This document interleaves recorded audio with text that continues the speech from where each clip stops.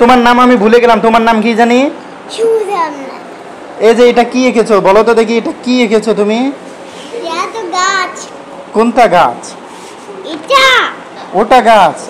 এই দুটো কি? এই দুটো পাখি। ওই তো পাখি হয়নি, ওটা ইংরেজি কে হয়েছে? আরে এটা পাখির বাচ্চা। আর ওটা?